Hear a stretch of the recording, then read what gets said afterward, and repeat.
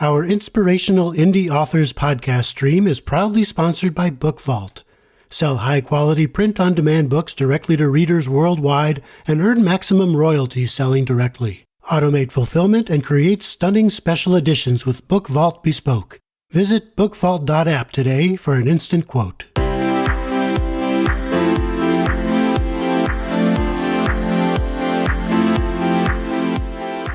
I'm Howard Lovey of the Alliance of Independent Authors and book editor at howardlovey.com, and you're listening to Inspirational Indie Authors. Every episode, I interview an ally member to find out what inspires them and how they are an inspiration to other authors. My guest this episode is Jacqueline Murray, who took an unconventional path from medical device marketer to author of a romance series that blends love and quantum theory. Her books feature storylines that challenge genre conventions and feature characters later in life. I'll let Jacqueline Murray tell her story. Well, my name is Jacqueline Murray. I'm an author of both fiction and nonfiction books. My career path to author has been somewhat convoluted. I started off as a hydrogeologist and environmental consultant. Then I moved into medical device and diagnostic marketing, and then into a more creative space, working with a marketing and branding agency. And now I finally come to being an author. I have written a very well-selling nonfiction book that is a guidebook for a somewhat esoteric fortune-telling deck of cards, which is what kind of started me on the path of independent publishing, because I thought, what is this independent publishing all about? And was curious, and I independently published it. Following that, I've written a series of novels that are based on the theory of multiple worlds. So the same two lives, and those same two lives told in different, they meet at a different point. And that's how I ended up writing a romance series. Wonderful. Great. So it sounds like you have an interesting background, and we could really bore our audience right now by geeking out on medical devices. In another journalism life, I covered nanotechnology and also medical devices. I worked for a medical device newsletter briefly. Wow. So it's interesting how people arrive to where they are. So first, tell me about your early life and where you grew up, and was reading and writing always a part of your life? Well, I grew up in just outside of Toronto, Ontario, Canada, in a place called Oakville. And I've always been a reader. I can't say that I ever imagined writing a novel, although writing has been a part of all of my career jobs in different forms. I've really been mostly a reader when it came to fiction. From my earliest memories, my mom took us to the library for story time as toddlers. And then I always enjoyed the freedom of getting on my bike and going to the library with my younger sisters. That was one of the things we were always allowed to do, was go to the library. And I've always had books around. I was one of those kids that was caught reading with the flashlight under the covers at night, or had a book always on the dock at the cottage in the summer. So a lifelong reader, not a particularly genre-specific reader. I read all kinds of different things in my journey. And I think I take that with me into my writing, because I've never really stuck to one kind of writing, whether it was thrillers or mysteries or romance or history or literature. I read it all. That kind of describes me too. I've covered science, I've covered religion, I've covered all kinds of things. And then for my debut novel, this kind of has this romance element to it too. So I think we have a lot in common then. Yeah. So tell me a little bit about your academic pursuits first. So you pursued a number of advanced degrees in science and business. What was it about these fields that attracted you? Well, I studied geology, was my first degree. I thought learning how things work has always been very curious, something I've always been curious about.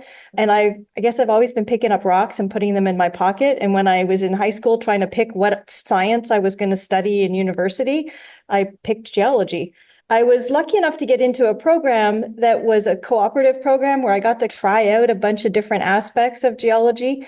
And I landed at the end of my undergraduate in environmental consulting. And so that encouraged me to pursue a master's degree, and I became a hydrogeologist, geochemist, and I worked in the environmental consulting industry for about a dozen years. And then I was getting more and more curious about marketing and business. So I did my MBA. And then I ended up moving into medical devices and diagnostics, first diagnostics. And it sounds like an unreasonable transition, but really geology and the applied sciences prepared me surprisingly well, because I had to know in my scientific life some physics, some chemistry, some biology, and then working in the field as a hydrogeologist or a geologist, I learned to be a plumber and an electrician and a whole bunch of other things. So I really understood the engineering side of product development. And so it was a natural transition for me to work translating those engineering concepts into the marketing speak and the strategy side of it. So I could talk with the engineers and scientists that were developing the products and then translate that information into kind of the business world. So that's what really worked for me. And then as I became more and more proficient in marketing, I was also really enjoying the creative side. One of my hobbies is photography. So the creative and visual arts have always appealed to me. And so I transitioned from working for the companies to working for the companies as a part of a marketing and branding agency. And so I moved into creative storytelling and marketing strategy for companies such as the ones I'd worked for before. Well, that's interesting. You have an interesting, I guess, what we can call a character arc. You initially learned the theories behind everything, and then you decided you wanted to help build the stuff too through engineering. And then you wanted to tell the story about how these things work. Maybe I'm oversimplifying it a little bit, but Well, I think I learned the importance of storytelling all through that. And I didn't really know that's what I was learning. But when I look back at what I've taken from all of those steps, is that even when I was an environmental consultant, I'd have all this information, but then I'd have to convey that to the client in a technical report. So that technical report really is creating a story. It's putting all the pieces together, the data together, coming up with a conclusion, but you also have to present that in a way that is compelling.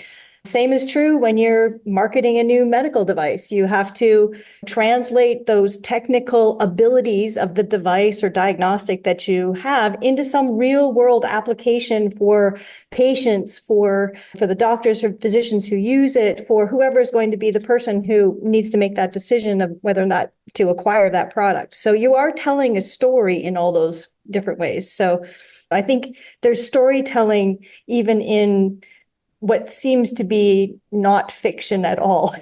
Makes sense. No, that's right. And you're trying to convince people of something as well through that story, and in your own way, trying to make that sound, and I'm using this in a broad sense, make it sound sexy. So your career is going along on a scientific route, and suddenly you decide to break your I don't know what the right word is here, but break the narrative arc a little bit, and begin breaking genre conventions. You begin to write other things too besides your scientific and medical device writing. Tell me, did something suddenly click in your head, or had you already always had something, a manuscript in your desk drawer? Well, how I ended up writing my Maddie and Nate series really is my husband's fault. We were on a road trip driving to Chicago, so we had about a 6-hour drive ahead of us. And he was really proud of me at the time because I self-published this little guidebook to the Sibylla de la Zingara. It's the fortune-telling cards I mentioned. And he said to me, "You should write a novel next." And I looked at him like he had just fallen out of a tree, because no, that just doesn't make any sense at all. How would I write a novel? I don't know anything about writing fiction. I haven't studied fiction since high school. That's a long time ago that I ever studied that kind of thing. And he said, no. What would you write about if you wanted to write a book? And so we had a 6-hour drive, and that seemed like a good mental exercise. And this idea just came to me in the car that I should write a story. I would write a story that kind of mimicked some of my life experience with my husband, a love story, where the people meet later in life and they discover that their lives have intersected at various points. Again, my novels are really fiction, but that was the seed of the idea, because my husband and I had crossed paths in our past and we'd never met. And that idea expanded in my mind to, well, I've always been fascinated with kind of the whole idea of multiple universes and the sort of quantum reality of our two particles, the quantum entanglement of two particles. Are they always destined to be fated connections? And so that kind of idea percolated into me telling the story of two characters in three different ways where they meet at a different point in their life. So in the first book, they meet late in life. In the second book, they meet in the middle of their life. And the third book, they meet young. So Mm-hmm. it's how do their choices and how do their various decisions that they make influence the path that they take, as well as what happens to those around them. That sounds fascinating, and I like that kind of stuff even before it was cool. Before the Marvel universe started playing with multiple universes and things like that. Now, for some, it bothers me sometimes when it's used just as a plot device. Well, quantum physics, science, science, science, and then they explain it that way. But it sounds like you actually know what you're talking about. Well, and I don't really refer to the science in the books as so much as it's the concept that underpins the whole idea of the trilogy. So in my mind, it's a mental exercise of thinking about what would those multiple realities look like and as they branch. So there's decision points along that cause basically the fraction of the pathway, and it divides. And so there's an infinite number of possibilities, and these lives are running in parallel in my books. All the books follow the same basic timeline, which is in its modern day 2016-ish time frame for the first book. We jump back to the 70s in the second book, and we jump back to the 60s in the third book. So their lives really are parallel lives for the three books. Right. So, are these different scenarios using the same characters, Yes, or the same two people. There are other ancillary characters. Secondary characters change because obviously mhm. the circumstances change in each book, but the two main characters are the same two people, and they just meet at a different point in their life. So Right? the female character is a somewhat unconventional woman. She's a professional woman, and so she's an engineer. She's someone who's very independent. And so that causes some of the tension in relationships, but also for her career, because she wants more than what is normal for someone in those years. Hmm. And you actually depict older people as multidimensional human beings, which I like as a 59-year-old about to turn 60, that we actually have lives that are complicated, rather than just the older character who's just either a fool or a wise old person giving advice. So, Yeah, um, it's funny because I think part of it comes from the fact that I wasn't a really romance reader in a strict genre way. So I didn't really know the rules of things. mhm. So I have elements in my books that are probably frowned upon in some romance readers' minds. There's infidelity in my books. There's all kinds of different complications in the books, and having the protagonists be actually an older couple is fairly unusual. So in the first two books, the protagonists are considered later in life, even though the second book they're only in their 30s and 40s. But Is that old by romance standards? I don't know. I don't know the rules either.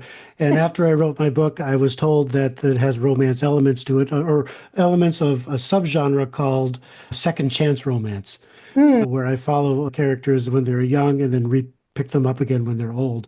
But again, I like you, I had no idea what this was called, and I didn't follow any of the tropes. So any romance reader who picking up the book would not recognize it, or might even get a little angry.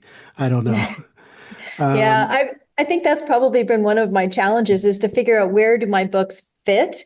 And it's that blessing and a curse. There are people that would not normally read a romance book that have really enjoyed my book, even though it is a happily ever after ending or happily for now ending and does follow a romance arc. It does appeal to people who are not typical romance readers.